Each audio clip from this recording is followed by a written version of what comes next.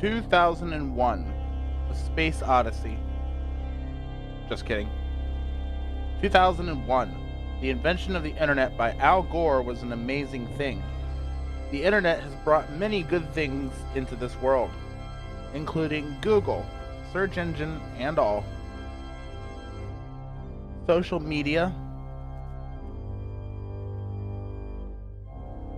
online dating, and of course, cute cats.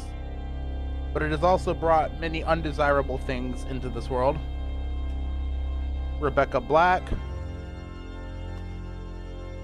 Gangnam Style, the famous planking sensation, and of course, the T-bowing sensation.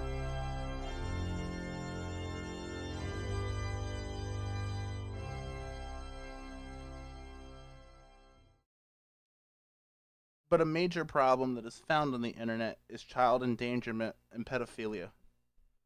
These cyber pedophiles prey on places online where they can find young children willing to meet them for sex.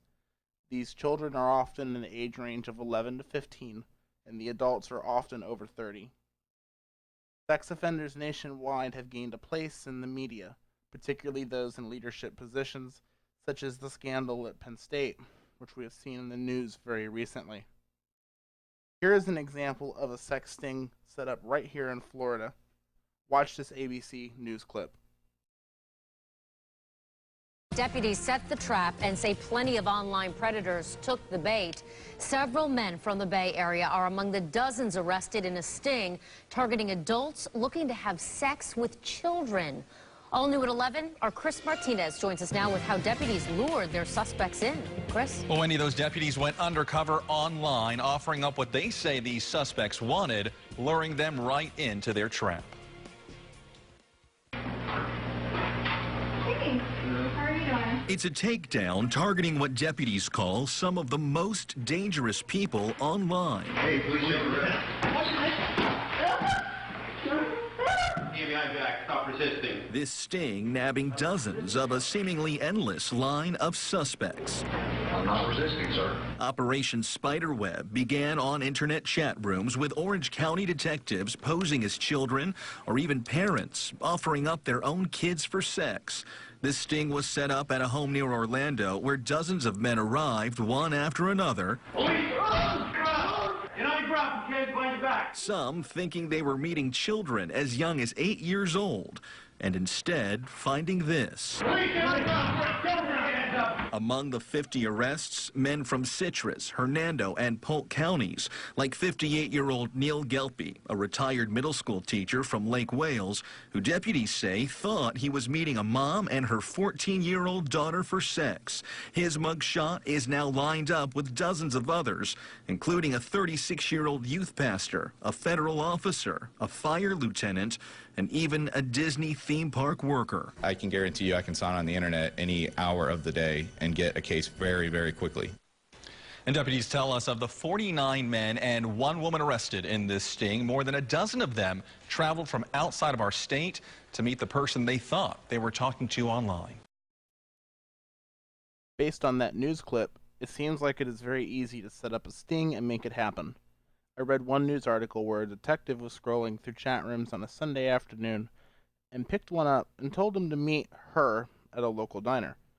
The offender, after describing the vehicle and sending a picture of himself, headed out to the diner. As soon as he pulled up, the detective came in with his department and made the arrest.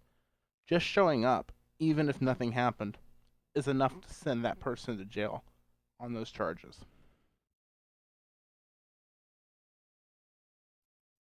Okay, here are some statistics on underage abuse. Adults were the offender in 60% of the sexual assaults of youth under age 12. 1 in 5 violent offenders serving time in a state prison reportedly have victimized a child. And 2/3 of all prisoners convicted of rape or sexual assault had committed their crime against a child. Now for some statistics on online predators. Approximately 93% of all Americans between ages 12 and 17-year-olds are internet users. These statistics are from 2007, so it's very likely that even larger percentage of users in that age use the internet. Approximately 1 in 5 US teenagers who regularly log on to the internet say they have received an unwanted sexual solicitation via the web. A solicitation is defined as a request to engage in sexual activities or sexual talk, or to give out personal sexual information. Only 25% of those told a parent. About 30% of the victims of internet sexual exploitation are boys. Internet sexual predators tend to fall between the ages of 18 and 55, although some are older or younger. Their targets tend to be between the ages of 11 and 15.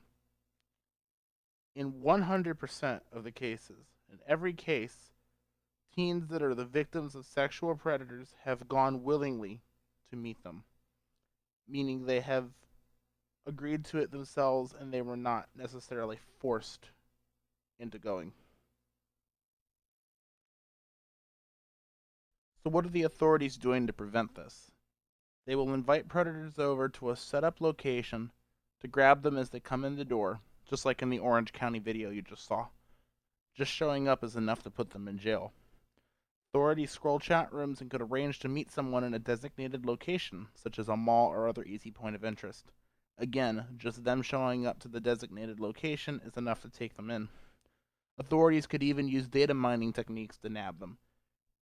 People they have records of sexual conversations with can be sent information that would please them to meet in a specific location. For example, a retired major with Coral Gables Police Department told me that they will send flyers to these known people, telling them they have won a sweepstakes. They will then tell them to claim their prize in a specific location. Once their identity is confirmed, police will make the arrest and taking them away, clearing the location for the next suspect. In today's world, data mining like that is an easy task. So how can you prevent this from happening to your children? There are many ways to do so. First, educate your children on the dangers of online predators. Make sure they know how to identify them. Next, make sure you communicate with your children regularly. This way, you can keep up with what they're doing. You should also set up parental controls on the terminals your children use to access the internet. Also make sure that you secure your own terminals.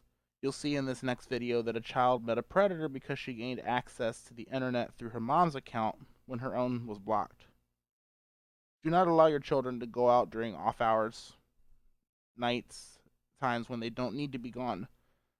The same parent in the next video you'll see talk about how his daughter snuck out at 1 a.m. to meet the predator. Make sure you monitor their digital activity, cell phones and internet. This will raise red flags before something can occur.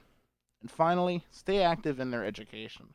If they continue to learn in school, they will be less likely to stroll into trouble online. Network with other parents. Join the PTA. These parents can help you find ways to educate your child on these and many other important topics.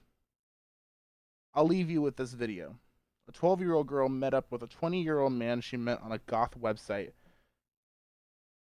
She gained access to the site through her mom's account. Her own account had been blocked. And she snuck out to meet with him after texting and exchanging nude photos via cell phone. Watch now.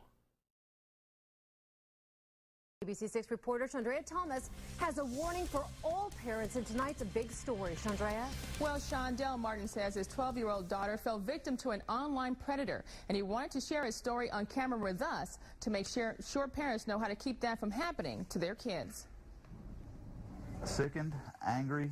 That's how Dale Martin is feeling after his 12-year-old daughter told him she had sexual contact with a 20-year-old Newark man. He also says the relationship started online when his daughter put a profile on a goth website. That's where he says the 12-year-old met Jonathan Roush. She got access to the site by using her mother's online account because her account was blocked. My daughter left the house without permission and met up with this individual. According to this Franklin County warrant, Roush met with the 12-year-old last October. The meeting happened here at the corner of Palmetto and Westmore Avenue. The two were sending text messages to each other, and Martin became suspicious. I found nude pictures of this individual on her phone. I believe now they're calling it sexting. He called police, who set up a sting, and within 24 hours, Roush was arrested.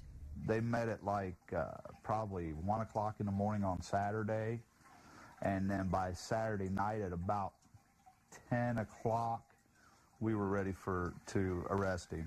We asked Jonathan Roush to tell his side of the story, but he didn't have much to say. Just wanted to find out if you want to make any comments about the case that's come up with you and the 12-year-old. No, ma'am, I'm sorry. You don't have any comment? No, ma'am.